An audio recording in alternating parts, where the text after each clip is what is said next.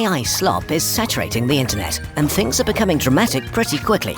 In an online world where money is made with attention, fake users spread their slop in review sections, generate fake traffic, or poison discourse. AI has supercharged this and made slop much harder to spot. Today, about half of internet traffic is bots, the majority of them are used for destructive purposes. It's never been easier to make mediocre content, from the black hole of meaninglessness that is LinkedIn, low-effort short videos just engaging enough to hypnotize kids and fry their attention spans, to endless, soullessly rewritten books on Amazon. AI music is invading streaming platforms. Google AI is summarizing websites instead of sending traffic to them. On YouTube, new channels publish long-form videos multiple times a week with AI-generated thumbnails, voices, and scripts. True crime, video essays, science, no space is safe. We're in the golden era of soulless slop. And sadly, actual creative human work is used to train these AI models. Every Reddit comment, original YouTube video, or human drawing on DeviantArt has been sold out to the AI companies, or straight up stolen by them, without attribution or payment to the actual creators. Creative theft on a scale where it's impossible to protect against it, already putting loads of creatives' work in danger, so AI companies can get rich. While this is sad and frustrating, what's even worse is that generative AI truly has the potential to break the internet irreversibly, by making it harder and harder to tell what's true. At first, AI looked great. A kurzgesagt script starts with basic research that's turned into a script and then fact-checked in depth by 2 to 3 people.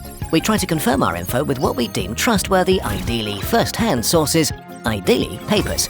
Then we get 1 to 3 experts for input and critique. Fact-checking and compiling our sources alone takes around 100 hours per video. Of course, we make mistakes or oversimplify, and you can disagree with our conclusions. It's unavoidable, we're only human after all. But it is fair to say that our process is extensive, and after a decade, we know what we're doing. When AI appeared, we were very excited. A mechanical brain able to super quickly collect information. So we went to work, and it looked amazing. And then we started fact-checking. We didn't expect it to be perfect, but it was way worse than we thought. Confidently incorrect. AI is so bad at this. We'll summarize and generalize our experiences over multiple projects and months condensed into one fake project. A video about why brown dwarfs are the worst and should be ashamed of themselves. So, we got all the pro accounts of all the AI models and got to work, using deep research tools to create a summary and overview of all the information about the failed stars brown dwarfs. And wow, it was great! Dozens of pages of outlines with unique information nuggets and links to sources. Then, we started to look deeper. More than 80% of the info and factoids were pretty solid, and we could reconstruct where they were from: Wikipedia, papers, legit articles. What about the rest? It was great stuff, like the speed of brown dwarf superstorms, the nature of their insides, or how disappointed their mums are. But we couldn't find where the AI got this info from, which is not automatically a bad sign. After all, the models contain pretty much all the internet and books ever written. So we asked experts for input, and they flagged the exact same facts, even asking where we found it.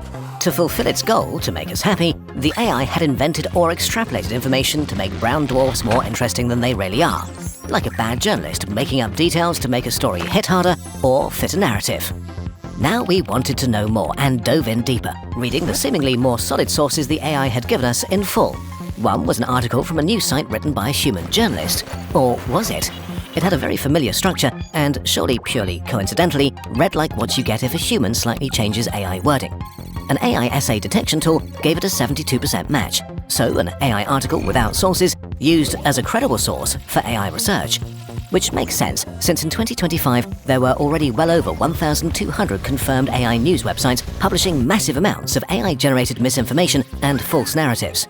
This mix of correct, dubiously sourced and straight-up made-up information also leads AI to present really shoddy conclusions that sound strong or novel but are often half-truths or misrepresentations. Oh well, we salvaged what we could and went back to the drawing board.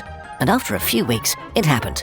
By pure stupid chance, we saw a brown dwarf video popping up by a relatively new channel. It had hundreds of thousands of views and was pretty good, nice footage, great editing. But we'd seen the structure and rhythm before, and would you look at that? It contained all the brown dwarf facts we'd flagged as unreliable or straight up made up by AI. This is where the death of the internet begins. Now, there's a proper source of brown dwarf misinformation online. When the next AI repeats the same research, it will find a transcript from a video with a lot of views. The misinformation is now true. It will spread. Even before AI, it was pretty hard to find the origin of facts that sound great but are not true. Just watch our video about a 100-year-old lie. As AI use goes on, it may become impossible to know what's true or not. The most corrosive lie.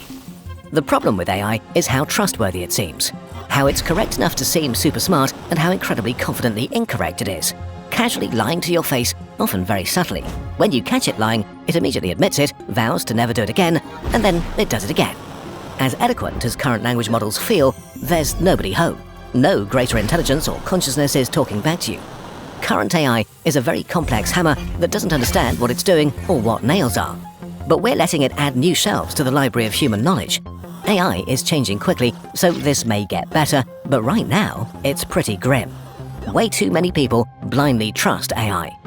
Studies looked into the language of millions of scientific papers published before and after the rise of large language models. They found an abrupt and sharp increase in the frequency of words that AIs like to use. So it seems clear that now a significant portion of papers have been at least assisted by AI, usually without acknowledgement. And just in July 2025, it was discovered that a number of researchers had started to sneak hidden messages into their papers. In white text, or too small for the human eye, they prompted AIs to review them positively and not point out flaws. As more and more people are using AI carelessly, the library of human knowledge is getting less and less reliable.